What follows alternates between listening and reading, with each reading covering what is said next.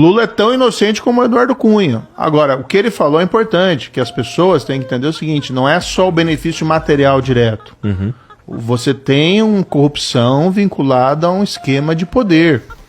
E o centro beneficiário disso, e quando isso aconteceu? Durante os governos do ex-presidente Lula.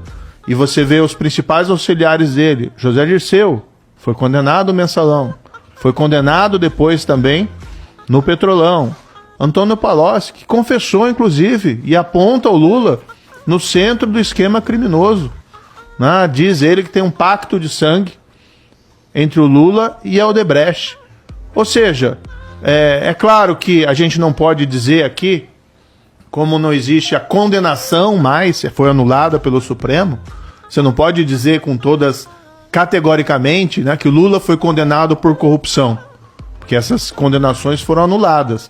Mas os fatos, nenhum tribunal, nem o Supremo, disse que os fatos não ocorreram ou que as provas não existem. O que diz é que houve uma perseguição, e não houve perseguição coisa nenhuma. Que me desculpe o Supremo. Quando eles falam, teve perseguição, uma perseguição no quê? Qual que foi?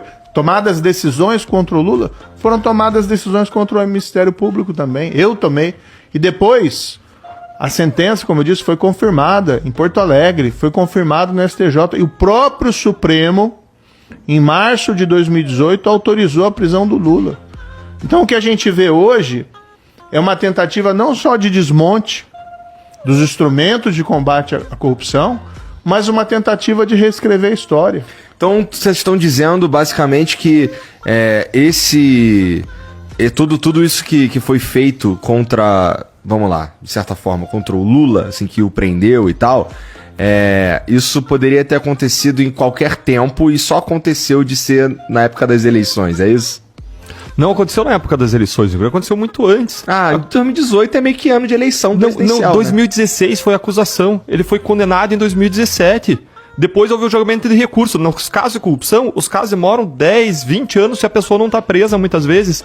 A gente teve uma justiça super rápida na primeira instância, não em relação a esse caso só, em relação a todos os casos. O caso Lula, eu fiz uma tabela comparativa, ele demorou mais do que a média dos outros casos. Mas então esse argumento de que foi... que a anulação teria sido por conta da eleição, é isso, né? Sim, porque eu acho que a acusação de perseguição política vem porque tudo acaba acontecendo com condução coercitiva, etc., em 2018. Não, acho que a questão é se teria sido uma perseguição a Lula. Para você entender isso, você tem que entender como que funcionam as primeiras instituições de justiça. Ministério Público. Eram 15 a 20 procuradores da República, todos independentes e concursados.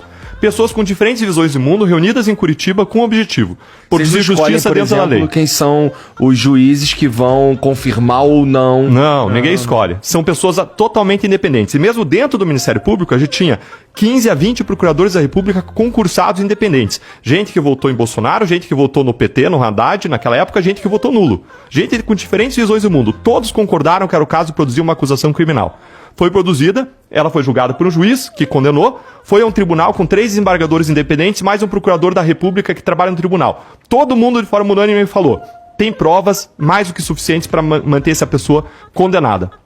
Foi a terceira instância, Superior Tribunal de Justiça, com 4 ministros, vários deles colocados pelo próprio Lula ou pela Dilma, e eles foram e confirmaram a condenação. Depois teve um outro processo, em que, de novo, 15 a 20 procuradores da República acusaram de corrupção e lavagem de dinheiro no caso Sítio.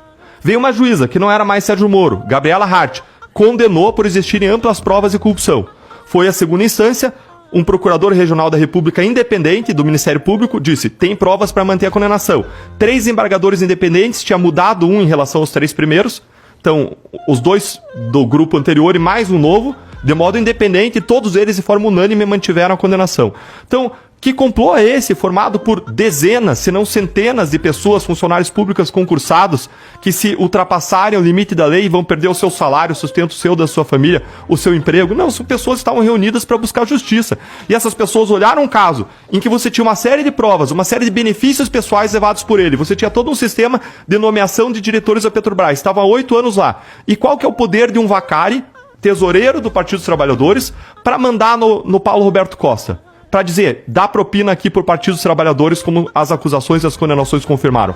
Ele só tem poder sobre um diretor da Petrobras se ele tiver influência sobre alguém que está acima daquele diretor da Petrobras, ou o chefe da Casa Civil, ou quem o nomeia é o presidente da República. Faz sentido. E- Mas, ô Igor, também tem que pensar o seguinte: a sentença contra o Lula foi proferida em meados de 2017, bem longe das eleições.